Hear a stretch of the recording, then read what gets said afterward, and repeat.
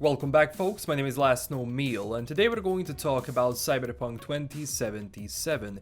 In the previous video, we covered the role of a techie in the game, but today we will be talking about a role of a solo. In the world of Cyberpunk, solos are muscle for hire. If you want to hire a solo as an assassin or a hitman or just a bodyguard, you can do it. Again, depending from solo to solo, not all of them are going to do just any job out there.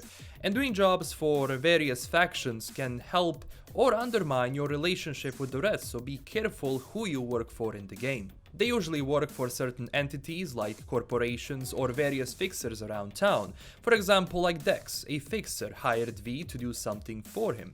But again, everyone goes to fixers no matter which class you play. If you want something done, they are the way to go.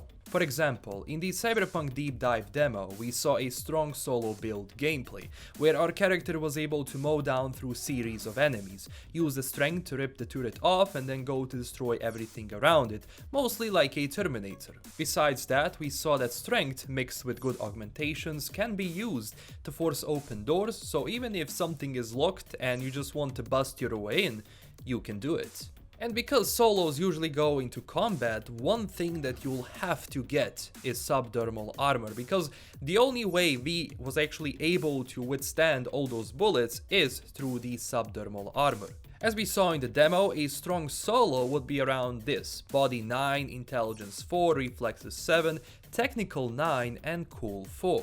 Besides that, in the character skill tree we can see various things you will be able to benefit from as a solo, again depending on your playstyle. So if you want to go into a melee, you can go into melee skills. If you want to, let's say, take your enemies from far away, you can use rifles, but at the same time you have to think about everything else, about reflexes, about are you actually good enough with that gun, and you will actually have a way to increase your attribute skills by shooting to enemies around. You get XP for that, but you can also go into a shooting range and practice there and increase your skills through that. Your solo can be versatile in weapons, but if you really want to go deeper, let's say a stealthy solo would have to either have melee or handguns or rifles maxed out to take enemies down fast and silent. And of course, because this game is going to feature the ability for you to actually change and upgrade how weapons look, putting a silencer on that weapon is probably gonna be a necessary thing. Now, as I said, skills have to be matched with augmentations. Like we saw in the E3 gameplay, we can obtain a Kiroshi Optical Scanner Mark 1, which gathers basic information and progress quest. Just combining that with your build could be useful.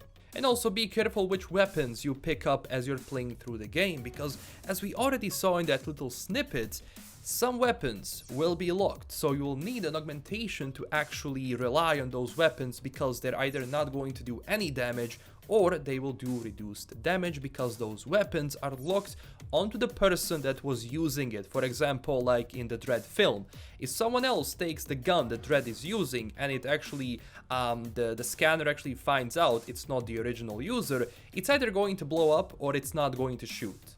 Besides that, remember that solos rely mostly on their weapons, because you have to use that throughout the mission. Other classes like Netrunner, they can hack, or a techie can assemble stuff, but you will be limited with all of that, or at least it should be that in RPG sense. So if you're going through a really solo build, you'll have to count on others to do that, and your only job is going to be either go in guns blazing or trying to get in stealthily. Because in an RPG sense, you won't be able to do those things because you are not either a netrunner or a techie. You will have some basic things, because obviously your hybrid class system is going to come into play here if you really want to get an edge from that. But the only way to be 100% good in that is to either go with netrunner or techie. By being a solo, you get the basic stuff, but again, that basic stuff is going to be enough if you just want to go in and shoot everyone. Now, don't think you can't have a solo which can be played stealthily, but CDPR in the deep dive demo somehow presented netrunners are, mostly silent, which is true, because you can either use things around you for your gain. So if you're kind of sneaking as a solo, you won't be able to go and hack everything around you. You have to have a more direct approach. But again, you will be able to mix and match various things to create your own hybrid class. So this line between classes will kinda be blurred in the game.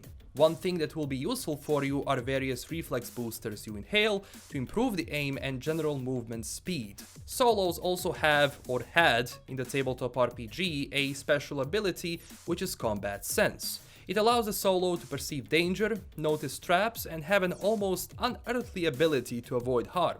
Your combat sense gives you a bonus on both your awareness skill and your initiative equal to your level in the combat sense skill.